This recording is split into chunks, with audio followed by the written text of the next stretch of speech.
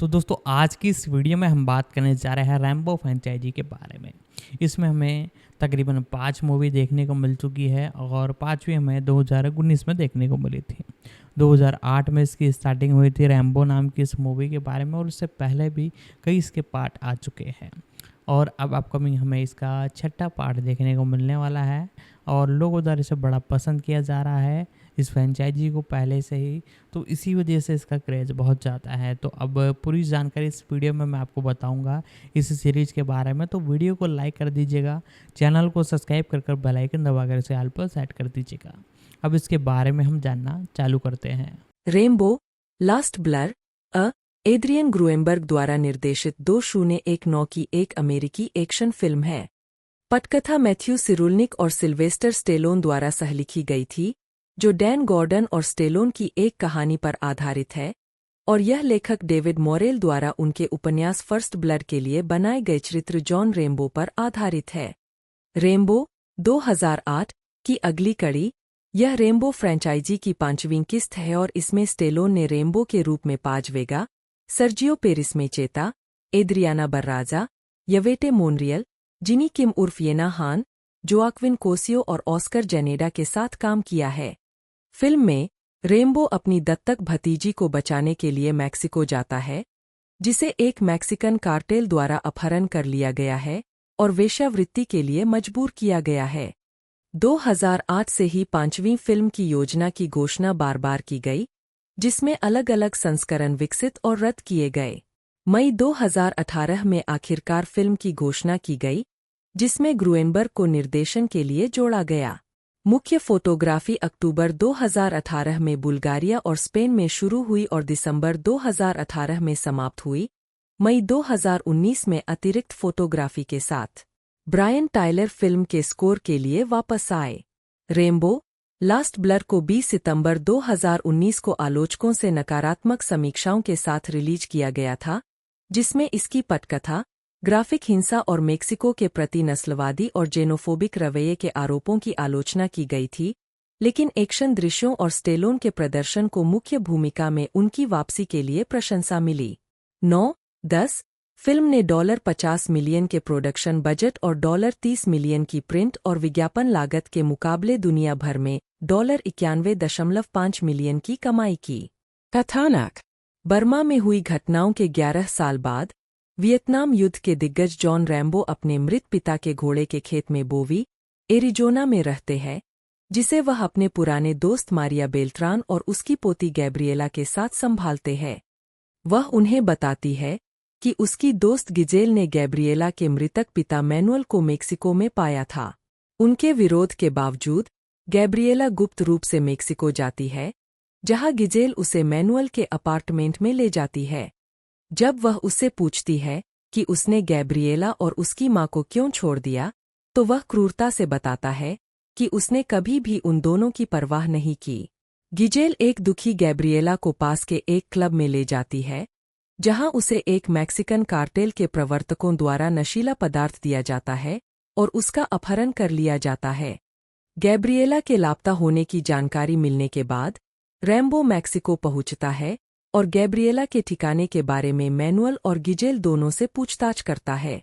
Giselle अनिच्छा से Rambo को उस क्लब में ले जाती है जहां गैब्रिएला को अंतिम बार देखा गया था, और रैम्बो का सामना एल फ्लैको से होता है, वह आदमी जिसने गैब्रिएला से अंतिम बार बात की थी। एक रहस्यमयी महिला, कार्मेन डेलगाडो, रैम्बो का पीछा करती है, क्योंकि एल फ्लैको उसे गैब्रिएला के कथित स्थान तक ले जाता है। रैम्बो का सामना कार्टेल द्वारा किया जाता है, उसे पीटा जाता है और चिह्नित किया जाता है, जिसका नेतृत्व उसके भाई ह्यूगो और विक्टर मार्टिनेज करते हैं।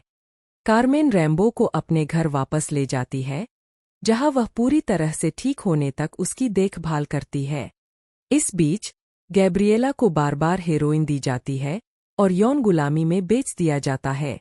कार्मेन का कहना है कि वह एक स्वतंत्र पत्रकार है जो मार्टिनेज भाइयों की जांच कर रही है, जिन्होंने उसकी बहन का अपहरण कर उसकी हत्या कर दी थी।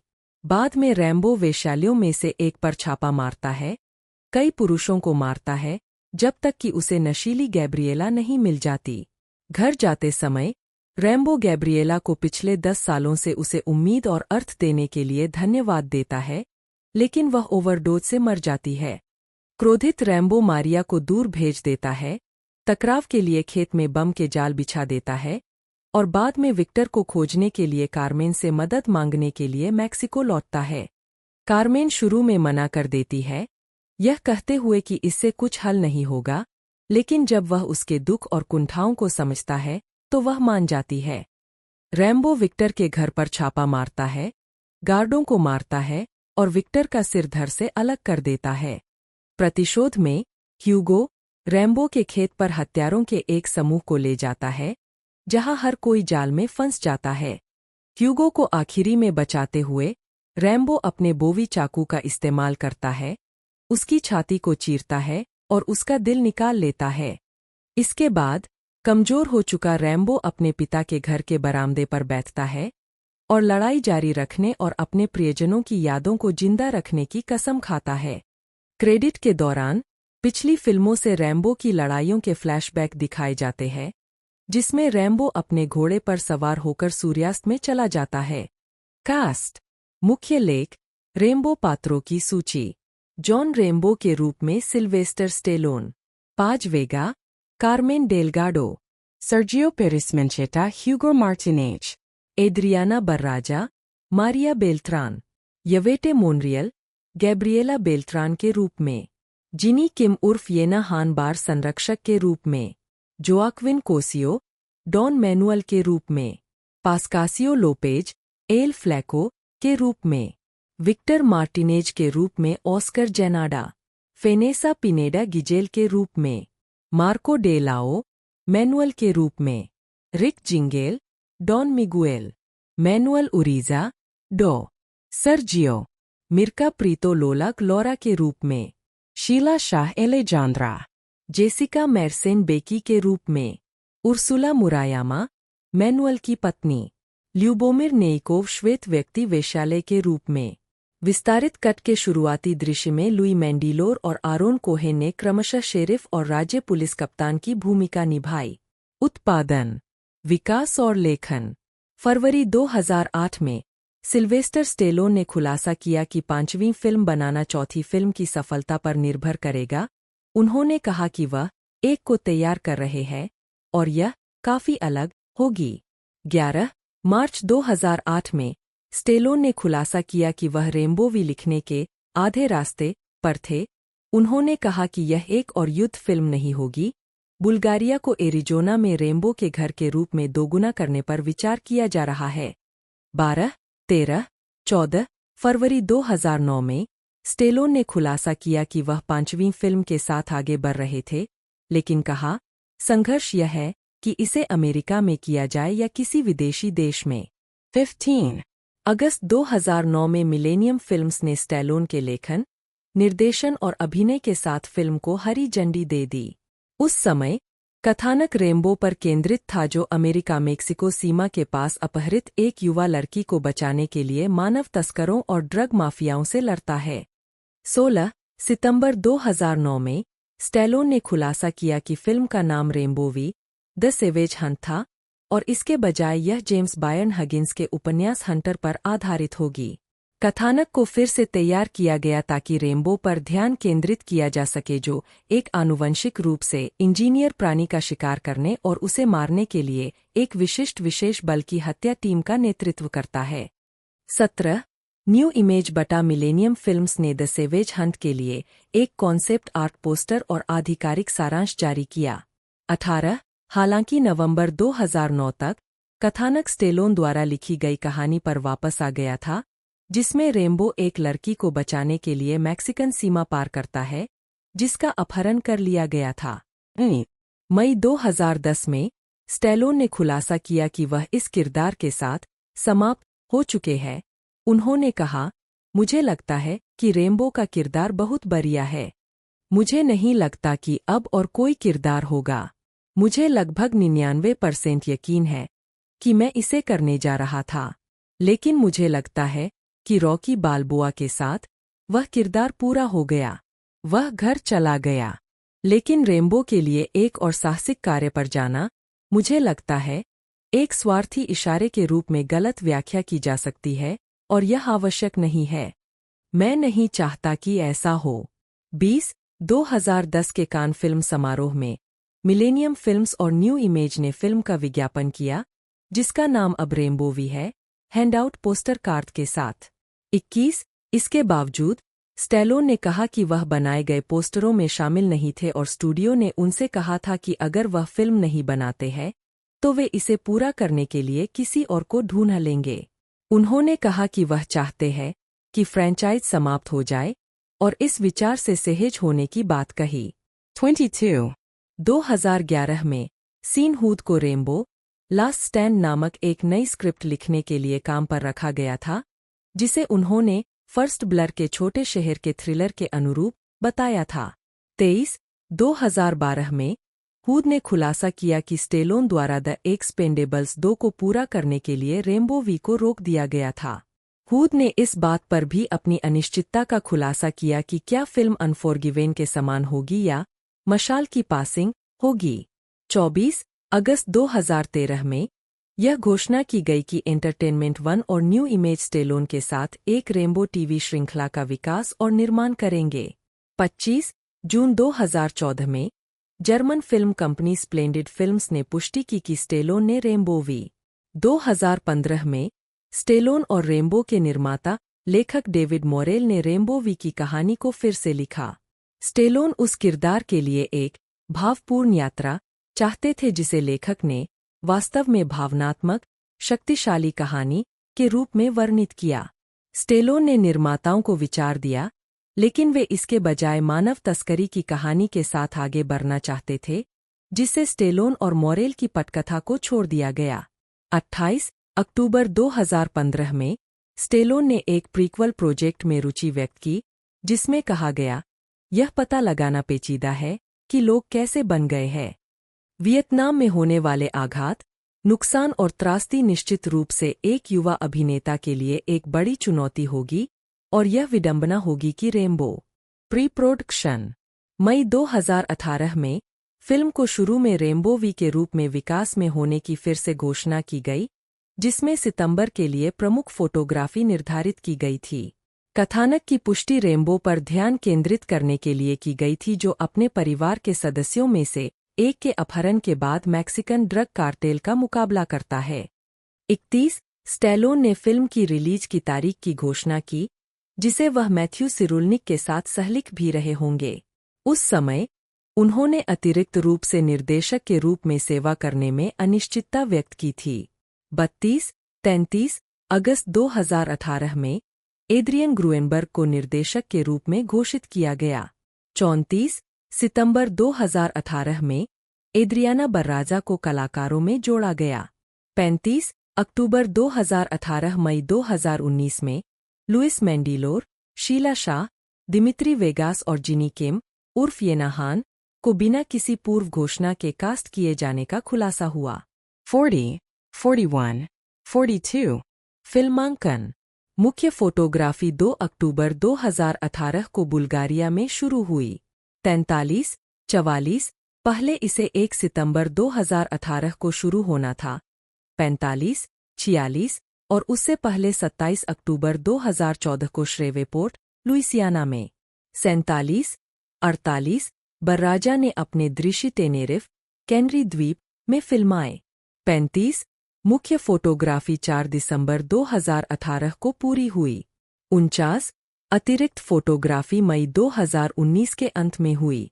50-51 संगीत Rambo last blood original motion picture sound track film का स्कोर ब्रायन टायलर जारी किया 20 सितंबर 2019 studio Slovak radio concert hall लंबाई 75-03 लेबल झील के किनारे निर्माता ब्रायन टायलर कालक्रम रेडी और not original motion picture sound track 2019 Rambo last blood original motion picture sound track 2019 Charlie's Angels original motion picture score 2019 Brian Tyler जिन्होंने Rambo और the Expendables trilogy में स्टेलोन के लिए संगीत तैयार किया था रेम्बो लास्ट ब्लर के लिए संगीत तैयार करने के लिए वापस लौटे।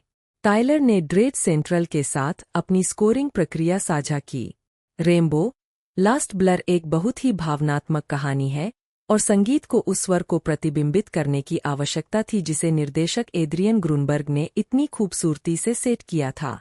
मैंने दिल को छूने वाले और भावुक विषयों की एक श्रृंखला लिखी जो परिवार, न्याय, प्रतिशोध और करुणा के लिए रेनबो की तड़प को प्रतिध्वनित करती है। इन विचारों ने एक ऐसा स्वर तनाव पैदा किया जो एक संगीतकार के रूप में चुनौतीपूर्ण और पुरस्कृत दोनों था। रसीले तार, बड़े पैमाने पर पीतल, गर्जने वाले ताल, नाजुक पियानो और भयावह तुरही युगल ने नुकसान, अफसोस, आशा और प्रतिशोध के विषयों को प्रतिध्वनित किया। इस कालातीत चरित्र के लिए रचना करना एक अविश्वसनीय सवारी रही है। 52 सिल्वेस्टर गार्डेंजियो स्टेलोन बटा एस्टी एलोइन बटा, जन्म 6 जुलाई 1946, एक अमेरिकी अभिनेता और फिल्म निर्माता है। उन्हें कई पुरस्कार मिले हैं, जिनमें गोल्डन ग्लोब अवार्ड और क्रिटिक्स चॉइस अवार्ड शामिल है। साथ ही 3 अकादमी पुरस्कार और 2 बाफ्टा पुरस्कारों के लिए नामांकन भी शामिल है। स्टेलोन इतिहास के केवल 2 अभिनेताओं में से एक है, हैरिसन फोर्ड के साथ, जिन्होंने लगातार 6 दशकों तक बॉक्स ऑफिस नंबर 1 फिल्म में अभिनय किया है। 1969 में न्यूयॉर्क शहर जाने के बाद कई सालों तक एक अभिनेता के रूप में संघर्ष करने के बाद स्टेलोन को द लॉर्ड्स ऑफ फ्लैटबश 1974 जैसी फिल्मों में धीरे धीरे काम मिला। उन्होंने 1976 में सफल रॉकी फ्रैंचाइज की पहली फिल्म में बॉक्सर रॉकी बाल्बोआ की अपनी प्रतिष्ठित भूमिका के साथ अपनी सबसे बड़ी आलोचनात्मक और व्यावसायिक सफलता हासिल की, जिसे उन्होंने लिखा भी था। 1977 में वे इतिहास के तीसरे अभिनेता बन गए जिन्हें सर्वश्रेष्ठ मूल पटकथा और सर्वश्रेष्ठ अभिनेता के लिए 2 अकादमी पुरस्कारों के लिए नामांकित किया गया था। उन्होंने फर्स्ट ब्लर 1982 में पीटीएसडी से ग्रस्त सैनिक जॉन रेनबो का किरदार निभाया, एक भूमिका जो उन्होंने 5 रेनबो फिल्मों 1982 से 2019 में निभाई। 1980 के दशक के मध्य से लेकर 1990 के दशक के अंत तक स्टेलोन हॉलीवुड के सबसे ज्यादा पैसे पाने वाले अभिनेताओं में से एक बन गए। उन्होंने cobra 1986, tango and cash 1989, क्लिफहैंगर 1993, demolition man 1993 और द स्पेशलिस्ट 1994 एक्शन एक्शन फिल्मों में काम किया। 1984 में उन्हें हॉलीवुड वॉक ऑफ फेम पर एक स्टार मिला। स्टेलोन ने द एक्सपेंडेबल्स फिल्म फ्रैंचाइजी 2010 वर्तमान लॉन्च करने से पहले रॉकी बाल्बोआ 2006 और रेनबो 2008 में अपनी स्थापित भूमिकाओं को जारी रखा, जिसमें उन्होंने भाड़े के सैनिक बार्नी रॉस की भूमिका निभाई। 2013 में उन्होंने सफल फिल्म एस्केप प्लान में अभिनय किया और इसके सीक्वल में दिखाई दिए। 2015 में वह क्रीड के साथ फिर से रॉकी में लौट आए, जिसमें एक सेवानिवृत्त रॉकी पूर्व प्रतिद्वंद्वी अपोलो क्रीड के बेटे डोनी क्रीड का मार्गदर्शन करता है। फिल्म ने स्टेलोन की व्यापक प्रशंसा की और उन्हें अपना पहला गोल्डन ग्लोब पुरस्कार, साथ ही तीसरा अकादमी पुरस्कार नामांकन दिलाया। उन्हें पहली बार 40 साल पहले इसी भूमिका के लिए नामांकित किया गया था। प्रारंभिक जीवन और शिक्षा। सिल्वेस्टर गार्डेंजियो स्टेलोन 5, 6, 7 का जन्म न्यूयॉर्क शहर के मैनहट्टन बोरो 8 के हेल्स किचन पड़ोस में 6 जुलाई 1946 को हुआ था। 9 जो महिला पेशेवर कुश्ती प्रमोटर जैकी स्टेलोन नी लेबोफिश 1921 से 2020 और hair dresser Frank Stallone senior 1919 से 2011 के बड़े बेटे थे। 10 उनकी मां वाशिंगटन डीसी की एक अमेरिकी थीं, जिनके ब्रेटन फ्रेंच 11 और यूक्रेनी यहूदी वंश थे। 12, 13, 14 जबकि उनके पिता गियोया डेल कोले 10 से एक इतालवी आप्रवासी थे जो 1930 के दशक में अमेरिका चले गए थे। 15, 16 उनके छोटे भाई अभिनेता और संगीतकार फ्रैंक स्टेलोन है। 10 स्टेलोन की कई आत्मकथाएं बताती है कि उनका जन्म का नाम माइकल सिल्वेस्टर गार्डेंजियो स्टेलोन है और उनकी मां ने एक साक्षात्कार में बताया कि उन्होंने मूल रूप से उनका नाम टायरोन रखा था क्योंकि वह अभिनेता टायरोन पावर की प्रशंसक थीं, लेकिन स्टेलोन के पिता ने इसे बदलकर सिल्वेस्टर कर दिया।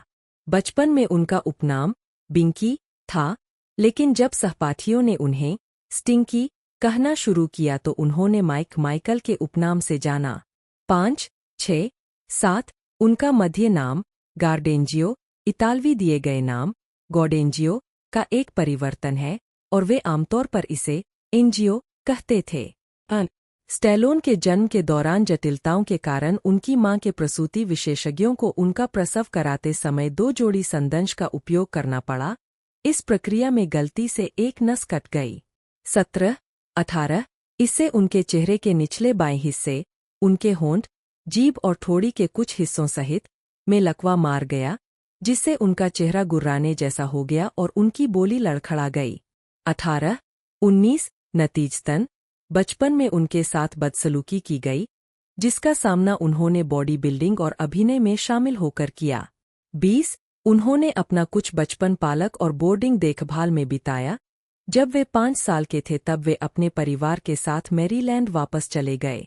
1950 के दशक की शुरुआत में उनके पिता एक ब्यूटी स्कूल खोलने के लिए परिवार को अपनी मां के पैतृक शहर वाशिंगटन डीसी ले गए। 21, 22 जब वह 11 वर्ष के थे तब अपने माता-पिता के तलाक के बाद वह शुरू में अपने पिता के साथ रहे, लेकिन जब वह 15 वर्ष के थे तब फिलाडेल्फिया में अपनी पुनर्विवाहित मां के साथ रहने लगे। 23 स्टैलोन ने मियामी डेड कॉलेज में दाखिला लेने से पहले फिलाडेल्फिया में नोट्रे डेम अकादमी और अब्राहम लिंकन हाई स्कूल 24 और मैरीलैंड के चार्लोट हॉल मिलिट्री अकादमी में पढ़ाई की। 25 उन्होंने सितंबर 1965 से जून 1967 तक 2 साल अमेरिकन कॉलेज ऑफ स्विट्जरलैंड में बिताए। वे 1967 से 1969 तक मियामी विश्वविद्यालय में एक ड्रामा प्रमुख के रूप में अध्ययन करने के लिए संयुक्त राज्य अमेरिका लौट आए। 26 स्टैलोन के अनुरोध के बाद कि उनके अभिनय और जीवन के अनुभवों को स्नातक होने के लिए आवश्यक शेष कॉलेज क्रेडिट के बदले में स्वीकार किया जाए, उन्हें 1998 में मियामी विश्वविद्यालय द्वारा ललित कला स्नातक BFA की डिग्री प्रदान की गई। फिल्म और स्टेज कैरियर 1968 से 1976 प्रारंभिक भूमिका से सफलता तक। रॉकी 1976 में एड्रियन तालिया शायर के साथ रॉकी बाल्बोआ के रूप में स्टैलोन। 1969 तक वे माइक स्टैलोन के नाम से मंच पर दिखाई दिए। 1970 में उन्होंने स्टेज नाम सिल्वेस्टर स्टैलोन का उपयोग करना शुरू कर दिया।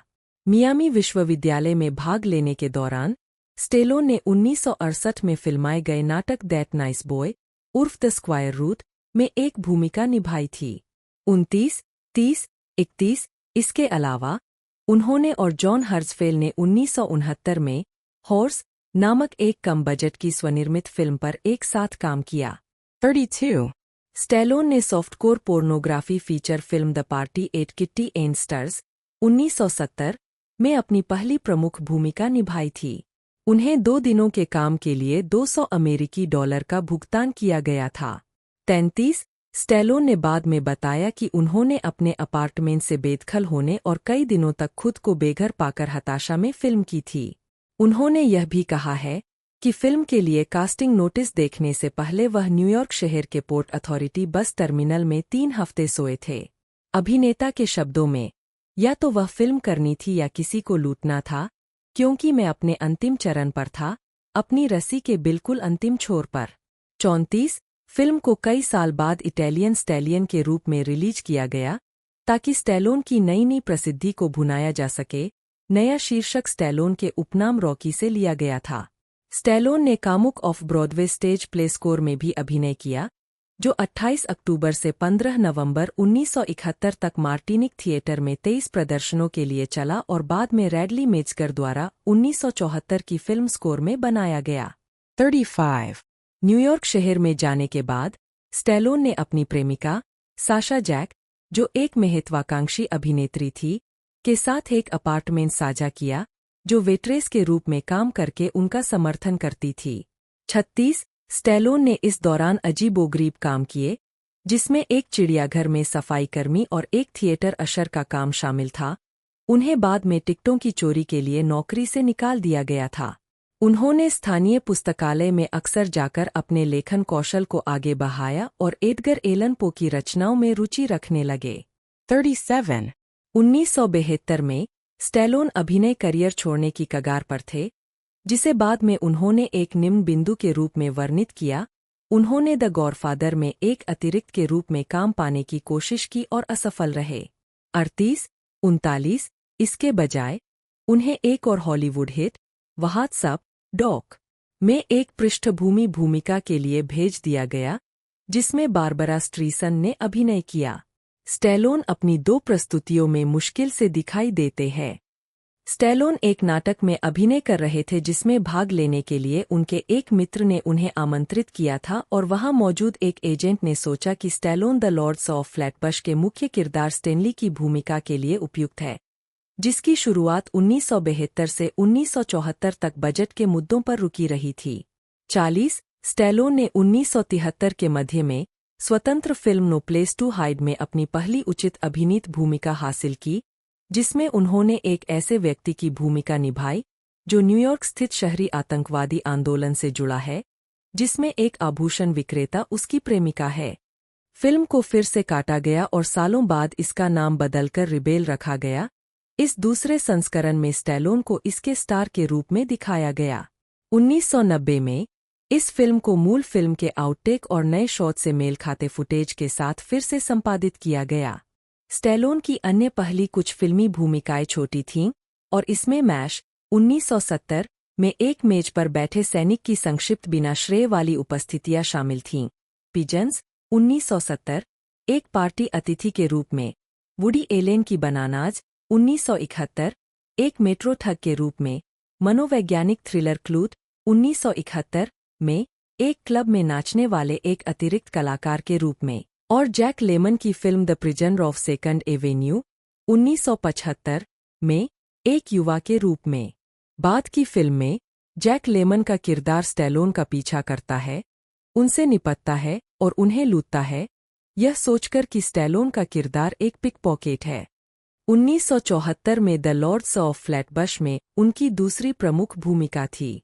18 1975 में उन्होंने फेयरवेल माई लवली वह मंडिंगो में भी कथित तौर पर है। अक्सर कहा जाता है कि उनका दृश्य हटा दिया गया था। स्टैलोन ने स्मैश हिट रॉकी 1976 में अपनी भूमिका के साथ दुनिया भर में ख्याति प्राप्त की, जो एक संघर्षरत मुक्केबाज रॉकी बाल्बोआ के बारे में एक स्पोर्ट्स ड्रामा था जो हेवीवेट चैंपियन अपोलो क्रीड से मुकाबला करता है। 24 मार्च 1975 को स्टैलोन ने मोहम्मद अली बनाम चक वेपन का मुकाबला देखा।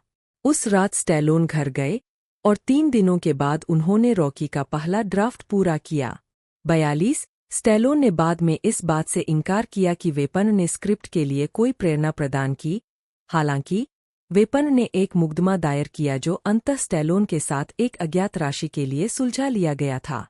43-44 फिल्म के लिए अन्य संभावित प्रेरणाओं में रॉकी ग्राजियानो की आत्मकथा somebody up their likes me, Irwin Winkler और रॉबर्ट चार्टॉफ ने दिलचस्पी दिखाई और अधिकारों के लिए स्टैलोन को $350,000 की पेशकश की, लेकिन मुख्य भूमिका के लिए उनके पास रॉबर्ट रेडफोर्ड और बर्ट रेनॉल्ड्स सहित अपने स्वयं के कास्टिंग विचार थे।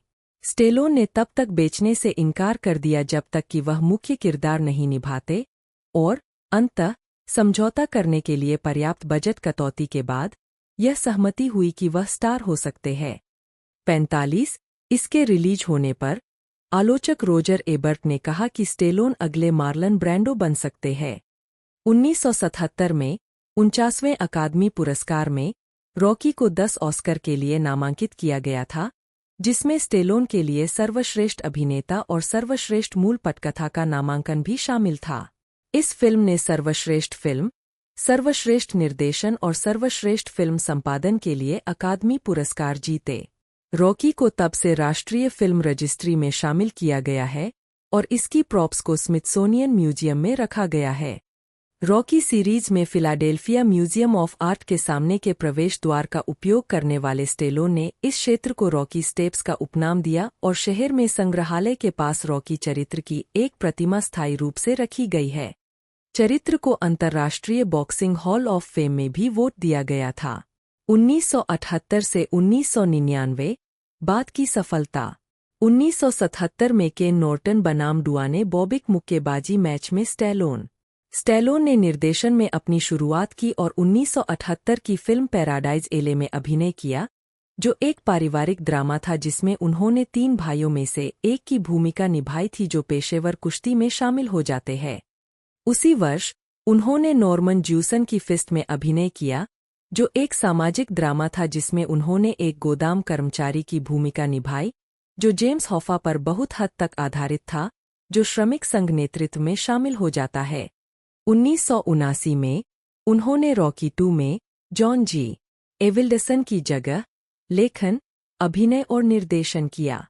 सीक्वल एक बड़ी सफलता बन गई, 18, जिसने $200 मिलियन की कमाई की। 1981 में उन्होंने माइकल केन और फुटबॉल स्टार पेले के साथ एस्केप टू विक्ट्री में अभिनय किया, जो एक स्पोर्ट्स ड्रामा था जिसमें उन्होंने नाजी प्रचार फुटबॉल खेल में शामिल युद्ध के कैदी की भूमिका निभाई थी।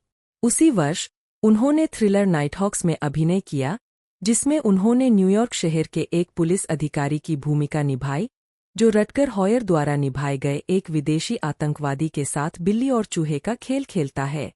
1982 में स्टैलोन ने एक्शन फिल्म फर्स्ट ब्लड में पूर्व ग्रीन बेरेट, वियतनाम के दिग्गज जॉन रेम्बो की भूमिका निभाई। 18, जो डेविड मोरेल के इसी नाम के उपन्यास का रूपांतरण था। हालांकि फिल्म के निर्माण के दौरान स्टैलोन द्वारा स्क्रिप्ट में काफी बदलाव किया गया था।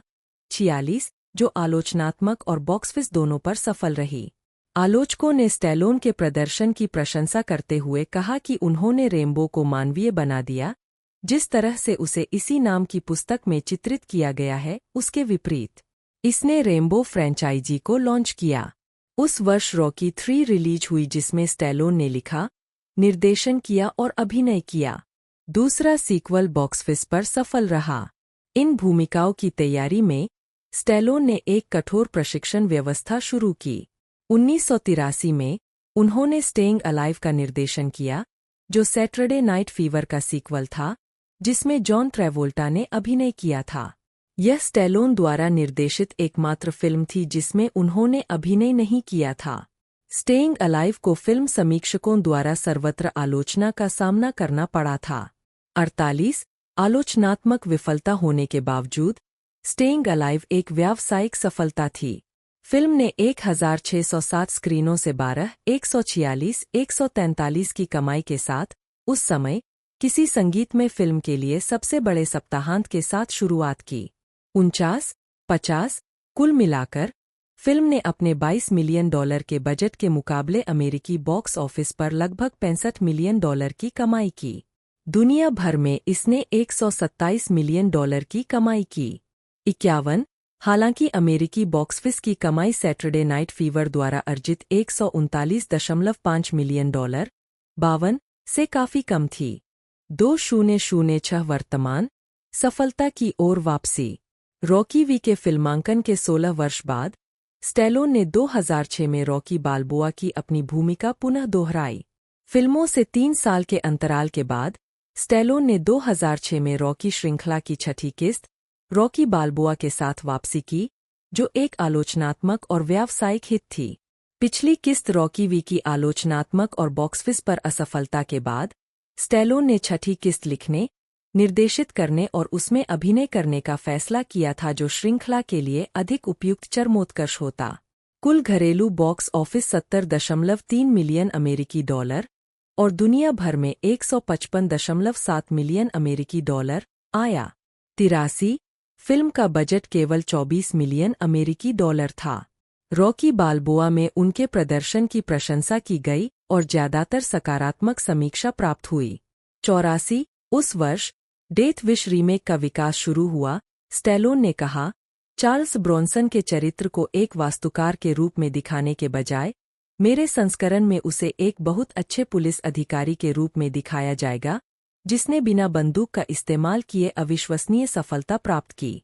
इसलिए जब उसके परिवार पर हमला होता है तो वह वास्तव में अपना बदला लेने के लिए आगे बढ़ने में एक नैतिक दुविधा में फंस जाता है, बाद में उन्होंने प्रकाशन को बताया कि वह अब इसमें शामिल नहीं थे। 85-86 हालांकि एमटीवी के साथ 2009 के एक साक्षात्कार में स्टैलोन ने कहा कि वह फिर से इस परियोजना पर विचार कर रहे थे। 87 हालांकि यह भूमिका ब्रूस विलिस को मिली और एली रोथ निर्देशक बने। स्टैलोन ने स्ली वाटर नामक एक उच्चस्तरीय बोतलबंद पानी ब्रांड का उत्पादन करने वाली एक पेय कंपनी के साथ साझेदारी की। 88 2008 में स्टैलोन ने अपनी अन्य सफल फिल्म फ्रेंचाइज की चौथी किस्त के साथ रेम्बो के रूप में अपनी अन्य प्रसिद्ध भूमिका को दोहराया, जिसका नाम केवल रेम्बो था, कुछ देशों में जॉन रेम्बो, जहां पहली फिल्म का नाम रेम्बो था। यह फिल्म 25 जनवरी 2008 को 2751 सिनेमाघरों में प्रदर्शित हुई, जिसने अपने पहले दिन यूज़ 6,490,000 और अपने शुरुआती सप्ताहांत में यूज़ 18,200,000 की कमाई की। इसका बॉक्स ऑफिस दुनिया भर में यूज़ 113,244,290 था और इसका बजट $50 मिलियन था। जुलाई 2009 में स्टैलोन ने बॉलीवुड फिल्म कम बख्त इश्क में एक कैमियो भूमिका निभाई, जहां उन्होंने खुद की भूमिका निभाई। 89 स्टैलोन 2009 में 66वें वेनिस अंतर्राष्ट्रीय फिल्म महोत्सव में 7 दिसंबर 2010 को यह घोषणा की गई कि स्टैलोन को गैर प्रतिभागी श्रेणी में अंतर्राष्ट्रीय मुक्केबाजी हॉल ऑफ फेम में वोट दिया गया था। 90 उस वर्ष भी स्टैलोन ने द एक्सपेंडेबल्स नामक एक्शन फिल्म लिखी, निर्देशित की और उसमें अभिनय किया। यह फिल्म, जिसे 2009 की गर्मियों सर्दियों के दौरान फिल्माया गया था, 13 अगस्त 2010 को रिलीज हुई थी।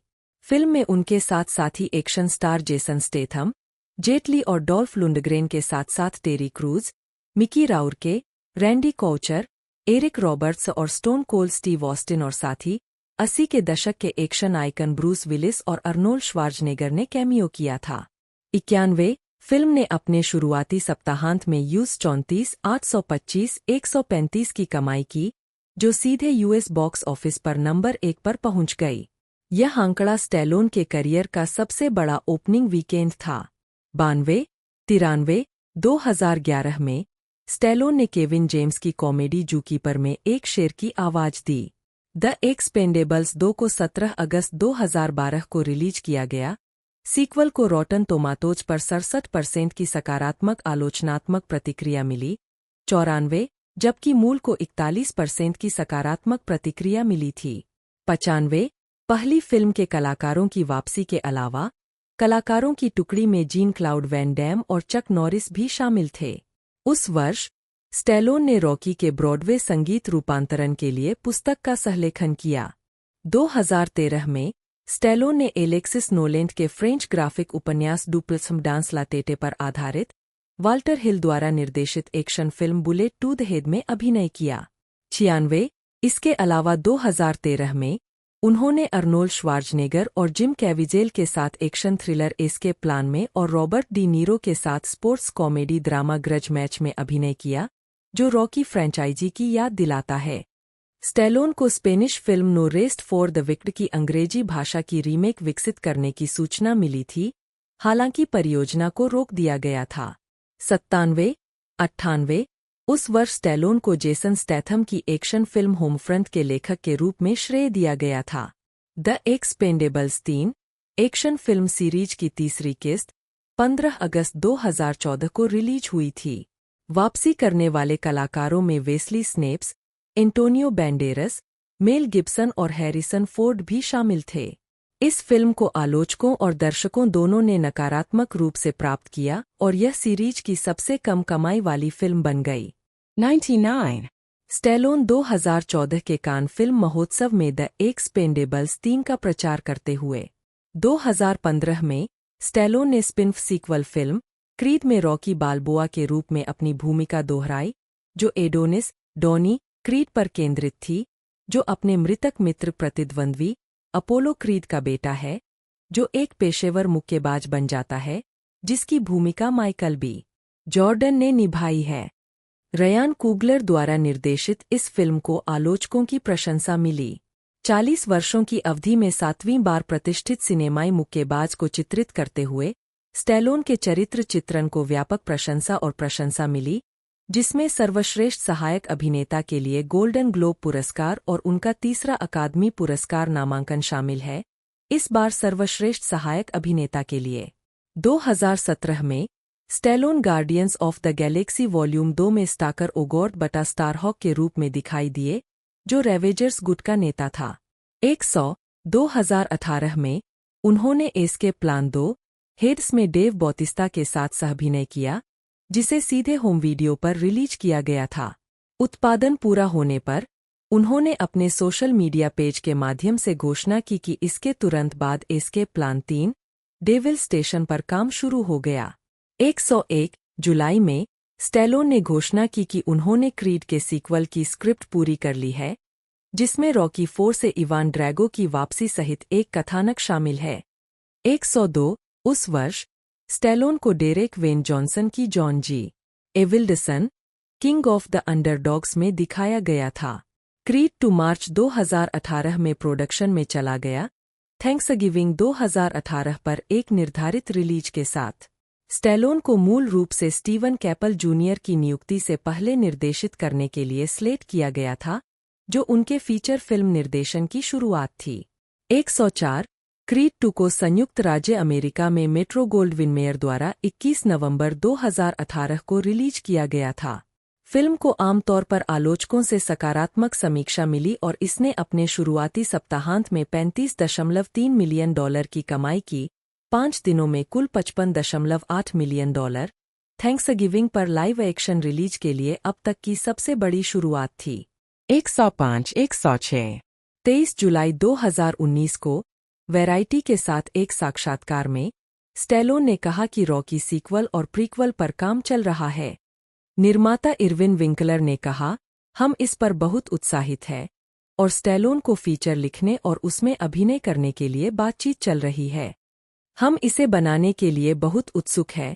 स्टैलोन ने कहा कि फिल्म का कथानक रॉकी के एक युवा फाइटर से दोस्ती करने के बारे में होगा जो एक अनिर्दिष्ट अप्रवासी है।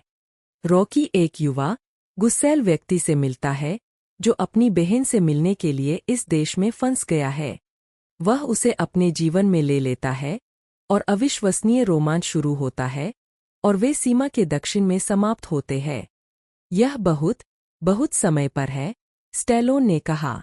स्टैलोन ने यह भी कहा कि रॉकी प्रीक्वल टेलीविजन सीरीज के बारे में चल रही चर्चाएं जिसके बारे में उन्हें उम्मीद है कि यह एक स्ट्रीमिंग सेवा पर आएगी और सीरीज में संभवतः एक युवा रॉकी बाल्बोआ को एक पेशेवर मुक्केबाज के रूप में दिखाया जाएगा। स्टैलोन ने कहा कि निर्माता इरविन विंकलर यह कहते हुए श्रृंखला बनाने में हिचकिचा रहे हैं कि हाँ, वहाँ कुछ संघर्ष था। उन्होंने अपने मन में महसूस किया कि रॉकी मुख्य रूप से एक फीचर फिल्म थी और उन्होंने इसे केबल के लिए अनुवादित नहीं देखा, इसलिए विवाद का एक बड़ा कारण था। 108 उस वर्ष स्टैलोन ने डेरेक वेन जॉनसन को मूल रॉकी के निर्माण पर एक वृत्तचित्र का निर्देशन और निर्माण करने के लिए चुना, जिसका शीर्षक 40 ईयर्स ऑफ रॉकी 2020 था। वृत्तचित्र में स्टैलोन फिल्म के निर्माण से पीछे के दृश्यों का वर्णन करते हैं। 109 स्टैलोन ने मार्च 2018 में ब्रैडेन आफ्टरगूथ के साथ बाल्बोआ प्रोडक्शंस नाम से एक फिल्म स्टूडियो बनाया, जहां स्टैलोन उनके प्रत्येक प्रोजेक्ट के लिए सहनिर्माता के रूप में काम करेंगे। स्टूडियो ने फिल्म और टेलीविजन के लिए परियोजनाएं विकसित करने के लिए स्टारलाइट कल्चर एंटरटेनमेंट के साथ एक बहुवर्षीय सहयोग समझौते पर हस्ताक्षर किए। 110 मई 2018 में रेनबो फ्रेंचाइजी में 5वीं किस्त की घोषणा की गई और अगस्त 2018 में एड्रियन ग्रुएनबर्ग को निर्देशक के रूप में पुष्टि की गई। 111 रेनबो लास्ट ब्लर का फिल्मांकन सितंबर 2018 में शुरू हुआ, जिसकी पटकथा स्टैलोन ने सहलिखी थी, जिन्होंने वियतनाम युद्ध के दिग्गज जॉन रेम्बो के रूप में अपनी भूमिका को भी दोहराया था। 112 कथानक रेम्बो के इर्द गिर्द घूमता है, जो एक पारिवारिक मित्र की बेटी को बचाने के लिए मैक्सिकन ड्रग कार्टेल में घुसपैठ करता है। 113 115 116 फिल्म ने $50 मिलियन के प्रोडक्शन बजट के मुकाबले दुनिया भर में $91 मिलियन की कमाई की। 2020 के अंत में स्टैलोन ने गेम के दूसरे कॉम्बैट पैक के हिस्से के रूप में फाइटिंग वीडियो गेम मॉर्टल कॉम्बैट 11 में रेम्बो के रूप में अपनी आवाज दी। 117 2021 में उन्होंने DC extended universe film the suicide squad में किंग शार्क की आवाज दी। 118 2022 में स्टैलोन ने समरिटन में अभिनय किया, जो कि ब्रगी स्कुट द्वारा लिखित एक स्क्रिप्ट से सुपरहीरो शैली की एक डार्क व्याख्या है। 119 नवंबर 2022 में स्टैलोन ने तुलसा किंग में अपनी स्ट्रीमिंग टेलीविजन की शुरुआत की, जिसमें उन्होंने एक माफिया बॉस की भूमिका निभाई। 9 एपिसोड की श्रृंखला टेलर शेरिडन और टेरेंस विंटर द्वारा बनाई गई थी और इसका प्रीमियर पैरामाउंट प्लस पर हुआ था। 120 दूसरा सीजन विकास में है। मई 2023 में स्टैलोन और उनके तत्काल परिवार, पत्नी और 3 बेटियों ने एक रियलिटी टेलीविजन श्रृंखला द फैमिली स्टैलोन में अभिनय किया। लॉन्च के 7 दिन बाद श्रृंखला को दूसरे सीजन के लिए नवीनीकृत किया गया। उसी महीने स्टैलोन ने guardians of the Galaxy volume 3 में स्टाकर ओगोर्थ के रूप में अपनी भूमिका दोहराई। 121 स्ली थॉम जिम्नी द्वारा स्टैलोन के बारे में एक वृत्तचित्र फिल्म का प्रीमियर 2023 टोरंटो अंतर्राष्ट्रीय फिल्म महोत्सव की समापन फिल्म के रूप में किया गया। 122 अक्टूबर 2023 में उन्होंने द एक्सपेंडेबल्स 4 में बार्नी रॉस के रूप में भूमिका दोहराई, जो बॉक्स ऑफिस और आलोचनात्मक विफलता थी, फ्रेंचाइजी में सबसे कम कमाई वाली फिल्म बन गई। 123 आगामी परियोजनाएं क्रीड 2 और रेम्बो वी लास्ट ब्लड की रिलीज के बाद बालबोआ प्रोडक्शंस ने एक व्यापक प्रोडक्शन स्लेट तैयार किया है। जैक गैलवेस्टन जायंट जॉनसन पहले अफ्रीकी अमेरिकी बॉक्सिंग हेवीवेट चैंपियन के इतिहास को दर्शाने वाली एक फिल्म विकास में है। जॉनसन को अमेरिकी राष्ट्रपति डोनाल्ड ट्रंप से मरणोपरांत क्षमा दिलाने में स्टैलोन की महत्वपूर्ण भूमिका के बाद इस परियोजना की घोषणा की गई थी। 124 स्टैलोन बाद में हंटर के फिल्म रूपांतरण में अभिनय करेंगे, एक ऐसी कहानी जिसे मूल रूप से रेम्बो वी लास्ट ब्लर के लिए आधार के रूप में योजनाबद्ध किया गया था। कहानी नाथनियल हंटर के इर्दगिर्द केंद्रित है, जो एक पेशेवर ट्रैकर है जिसे एक गुप्त एजेंसी के प्रयोग के रूप में बनाए गए आधे मानव जानवर का शिकार करने के लिए काम पर रखा गया है। स्टूडियो ने अभी तक एक पटकथा लेखक को नियुक्त नहीं किया है। माइकल मैकगोवन और राल्फ पेजुलो द्वारा जीवनी उपन्यास ghost my 30 Years as an FBI undercover agent का एक फीचर लंबाई रूपांतरण मैकगोवन के 50 से अधिक अंडरकवर मिशनों के करियर के बारे में है। हालांकि परियोजना से अभी तक कोई पटकथा लेखक नहीं जुड़ा है। इसके अतिरिक्त ब्लैक ऑप्स सैनिकों पर केंद्रित एक फिल्म, जिसे सेवानिवृत्त आर्मी रेंजर मैक्स एडम्स द्वारा लिखा जा रहा है, भी विकास में है। स्टैलोन ने चक डिक्सन द्वारा बनाई गई पुस्तक श्रृंखला से लेवोनस्ट्रेड लिखा, जो एक टेलीविजन रूपांतरण के रूप में शुरू हुआ और एक फिल्म प्रोजेक्ट में परिवर्तित हो गया। टेलीविजन प्रोडक्शन स्लेट में रॉब विलियम्स द्वारा लिखित चार्ल्स सेलर के सेकंड सन का एक श्रृंखला रूपांतरण शामिल है। 125 स्टैलोन ने मई 2020 की शुरुआत में घोषणा की कि 1993 के डिमोलिशन मैन का सीक्वल काम में है। मुझे लगता है कि यह आ रहा है। हम अभी वार्नर ब्रदर्स के साथ इस पर काम कर रहे हैं। यह शानदार लग रहा है, इसलिए यह सामने आना चाहिए। ऐसा होने जा रहा है। 126 स्टैलोन ने एडगर एलन पो के जीवन पर एक फिल्म निर्देशित करने में अपना जुनून व्यक्त करना जारी रखा है, जिसकी पटकथा वे वर्षों से तैयार कर रहे हैं। उन्होंने यह भी उल्लेख किया है कि वे नेल्सन डेमिल के उपन्यास द लायंस गेम को भी रूपांतरित करना चाहेंगे।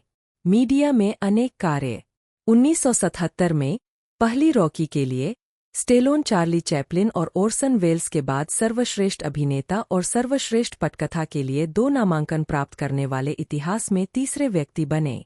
127 पूर्वोक्त की तरह उन्होंने फिल्म में मुख्य भूमिका लिखी और निभाई। स्टेलोन को रॉकी बाल्बोआ, जॉन रेम्बो और बार्नी रॉस की रूप में उनकी आवर्ती भूमिकाओं के लिए जाना जाता है। स्टेलोन ने रॉकी की सभी 6 फिल्मों में लेखन और अभिनय किया, जबकि 4 सीक्वल में निर्देशन का कार्यभार संभाला। स्टेलोन ने रेम्बो फ्रेंचाइजी की 5 फिल्मों में अभिनय और सहलेखन किया, और चौथी का निर्देशन भी उन्होंने किया। स्टेलोन ने द एक्सपेंडेबल्स फिल्मों की पहली किस्त को लिखा, निर्देशित किया और मुख्य भूमिका निभाई। स्टेलोन ने पैराडाइज एले में निर्देशन, अभिनय और लेखन किया। जॉन ट्रावोल्टा स्टेलोन ने Fist, Rhinestone, over the top, Cliffhanger और क्रीड 2 में सहलेखन और अभिनय किया। उद्धरण वांछित। फरवरी 2008 में जब स्टेलोन से पूछा गया कि उन्हें किस आइकॉन, रॉकी या रेम्बो, के लिए याद किया जाना चाहिए, तो उन्होंने कहा, यह एक कठिन सवाल है, लेकिन रॉकी मेरा पहला बच्चा है, इसलिए रॉकी। 128 उन्होंने यह भी कहा कि रॉकी को एक ही चरित्र के, चेतन, और रेम्बो को, अचेतन, के रूप में व्याख्यायित किया जा सकता है। 129 स्टेलोन ने कभी-कभी अपनी फिल्मों में गायन भी किया है। उन्होंने पैराडाइज एले 1978 के लिए टू क्लोज टू पैराडाइज गाया, जिसमें बिल कोंती, जिन्होंने पिछले वर्षों में स्टेलोन के साथ भी सहयोग किया था, उन्होंने उनकी अकादमी पुरस्कार नामांकित फिल्म रॉकी 1976 के लिए प्रसिद्ध gonna fly now theme record की थी, जो यूएस की नंबर 1 हिट थी, द्वारा संगीत प्रदान किया गया था। 130 रॉकी 3 1982 में स्टेलोन, रॉकी बाल्बोआ के रूप में, ने अपनी ऑनस्क्रीन पत्नी एड्रियन, तालिया शायर, के लिए टेक मी बैक गाया, जब वे बिस्तर पर लेटे थे। इस गीत को पहली बार गायक और छोटे भाई फ्रैंक ने प्रस्तुत किया था, जिनकी मूल रॉकी में एक छोटी भूमिका थी। राइनस्टोन 1984 131 उन्होंने 1980 के दशक में अपने करियर के चरम पर द मपेट शो में अतिथि कलाकार के रूप में 2 गाने भी गाए थे। 132 आखिरी बार स्टेलोन ने किसी फिल्म में ग्रज मैच 2013 में गाया था, जब उन्होंने और रॉबर्ट डी नीरो ने साथ मिलकर द स्टार स्पेंगल्ड बैनर गाया था। 133 यह लेख पुस्तक और फिल्म के चरित्र के बारे में है। एथलीट के लिए जॉन रेम्बो, एथलीट देखें। राजनीतिज्ञ के लिए जॉन रेम्बो, राजनीतिज्ञ देखें। अन्य उपयोगों के लिए रेम्बो देखें। जॉन रैम्बो, रेम्बो चरित्र। रैम्बो 3 1988 में जॉन रैम्बो के रूप में सिल्वेस्टर स्टेलोन। पहली प्रकटन फर्स्ट ब्लर 1972। अंतिम उपस्थिति दुष्ट कंपनी 2022 के द्वारा बनाई गई डेविड मोरेल द्वारा प्रदर्शित सिल्वेस्टर स्टेलोन। आवाज दी गई Neil Ross.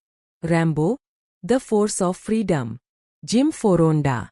Smite, Paladins, champions of the realm. Sylvester Stallone. Mortal Kombat 11। ब्रह्मांड में जानकारी। पूरा नाम जॉन जेम्स रैम्बो। उपनाम जॉन जे रैम्बो। रेवेन क्षेत्र का नाम। लोन वुल्फ क्षेत्र का नाम। उपनाम जॉनी ट्रॉटमैन द्वारा।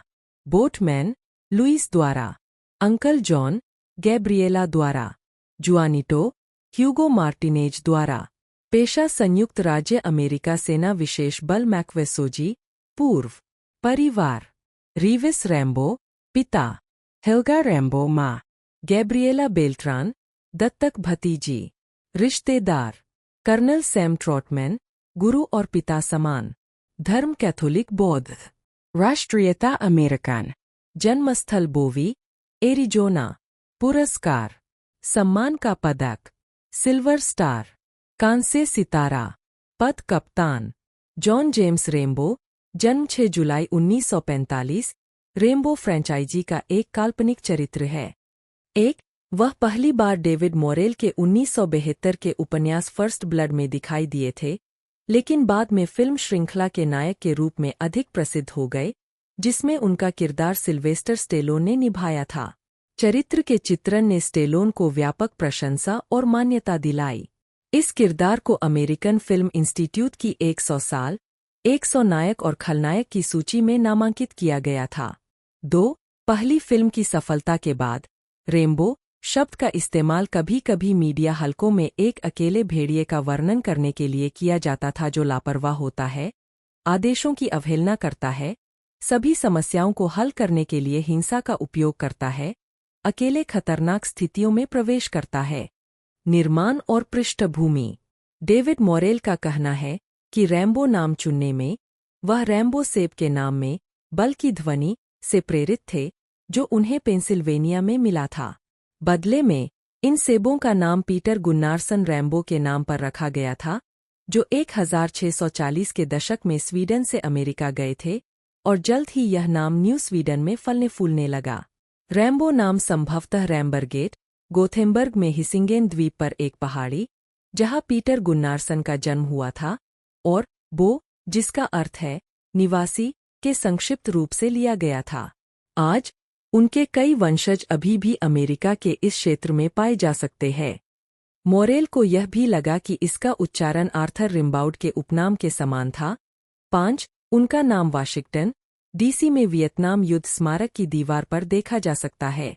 उन्हें पहला नाम जॉन दिया गया था, जो when Johnny comes marching home again गाने के संदर्भ में था। 6. 7. उपन्यास और पहली फिल्म में रेम्बो एक सैनिक के रूप में दिखाई देता है जो पोस्ट ट्रॉमेटिक स्ट्रेस डिसऑर्डर से पीड़ित है और उसे सामान्य जीवन में समायोजित होने में कठिनाई होती है। वियतनाम युद्ध में उत्तरी वियतनामी सैनिकों के हाथों उसे जो यातनाएं झेलनी पड़ी, उसके कारण उसे हिंसा की प्रवृत्ति दिखाई गई है। अगली फिल्मों और उपन्यासों में उसे एक ऐसे व्यक्ति के रूप में दिखाया गया है जो संघर्ष से दूर रहना चाहता है, लेकिन अपने दोस्तों और उन लोगों को बचाने के लिए कुछ भी करने को तैयार है जिनकी वह परवाह करता है। उसके हिंसक स्वभाव के कारण कई नागरिक उससे डरते हैं। हालांकि कर्नल सैमुअल ट्रॉटमैन, जो वियतनाम में उसका कमांडिंग ऑफिसर था और शायद उसका एकमात्र दोस्त है, उसे और युद्ध में उसके द्वारा सहे गए दर्द और यातना को समझता है, और जब वह होप शहर में पुलिस अधिकारियों को अक्षम करने के बाद एक डाकू बन जाता है, तो वह एकमात्र व्यक्ति है जो उसके साथ तर्क करने में सक्षम है। सेना में एक सैनिक के रूप में बिताए समय और अपने गहन प्रशिक्षण रेजिमेंट के कारण रैम्बो के पास एक मांसल शरीर है। उसके पास बहुत अधिक ताकत और सहन शक्ति है। वियतनाम युद्ध में अपने अनुभवों के कारण रैम्बो घने जंगलों में बड़ी संख्या में दुश्मनों के खिलाफ जीवित रहने में माहिर है। वह गुरिल्ला रणनीति, हथियारों और हाथ से हाथ की लड़ाई में भी माहिर है। रैम्बो के बाल काले और आंखें भूरी है। उसकी ऊंचाई 5'10", 1.78 मीटर है। फर्स्ट ब्लड के लिए डीवीडी कमेंट्री में मोरेल ने टिप्पणी की कि रैम्बो के लिए प्रेरणा द्वितीय विश्व युद्ध के नायक ऑडी मर्फी थे। सभी 5 फिल्मों में रैम्बो का किरदार सिल्वेस्टर स्टेलोन ने निभाया है। एनिमेटेड टीवी सीरीज में इस किरदार को नील रॉस ने आवाज दी है। काल्पनिक जीवनी। रैम्बो लास्ट ब्लड के अनुसार चरित्र का पूरा नाम जॉन रैम्बो है और उसका जन्म 6 जुलाई 1944 को बोवी, एरिजोना में पिता रीविस रैम्बो 1920 से 2000 और मां हेल्गा रैम्बो 1924 से 1969 के घर हुआ था, जैसा कि रैम्बो लास्ट ब्लर में रैम्बो के फार्म की कब्रों पर दिखाया गया है। रैम्बो फर्स्ट ब्लर पार्ट 2 में उसे मूल अमेरिकी और जर्मन वंश का बताया गया है।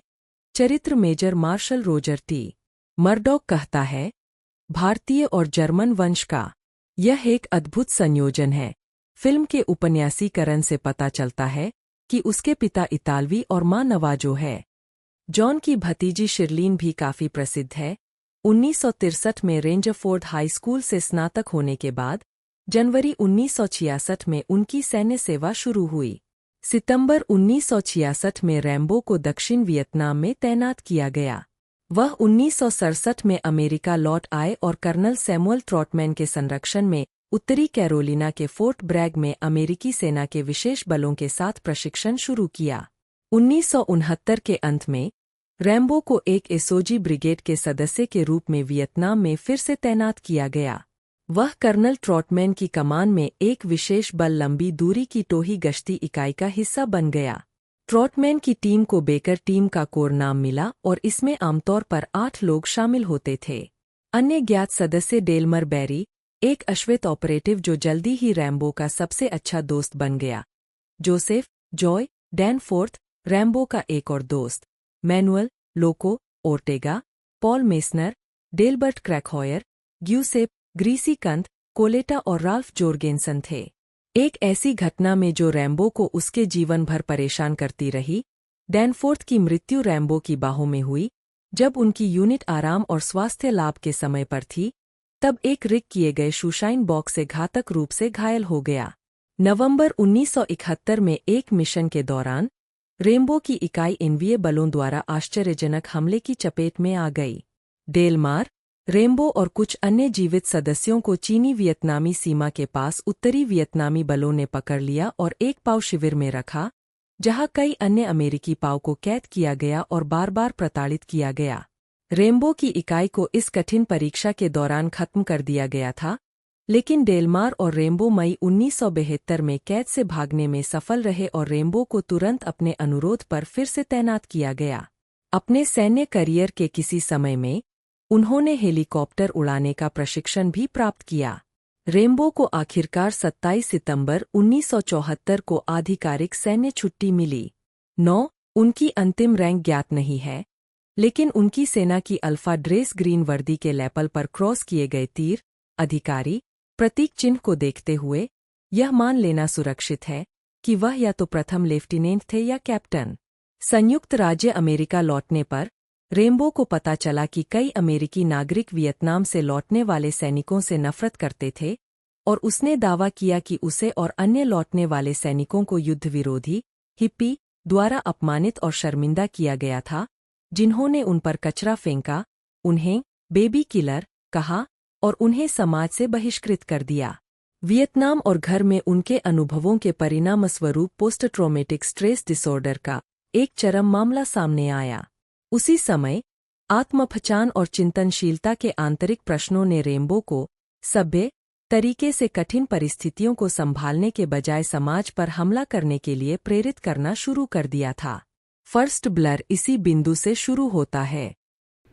दोस्तों लास्ट जो पार्ट है इस फ्रेंचाइजी का वो हमें 20 सितंबर 2019 को देखने को मिला था और लगभग 90 मिनट टोटल इसकी लेंथ थी और यूके, यूएस, कनाडा में इसकी लगभग 90 मिनट लेंथ थी और वर्ल्ड वाइड इसे 101 मिनट की लेंथ के साथ लॉन्च किया गया था और साथ ही साथ इसका बजट 50 मिलियन का था। पिछली जो मूवी आई उसने जो कलेक्शन किया 95.1 मिलियन का गया था, जो कि बहुत ही बढ़िया तो नहीं इस फ्रेंचाइजी के मुकाबले, बाकी ये एक तरह से प्रॉफिटेबल मूवी बन गई थी। इस वजह से मेकर्स ने आगे इसे बनाया नहीं और अब हमें अगला पार्ट देखने को मिलेगा नई कास्टिंग कैरेक्टरों के साथ।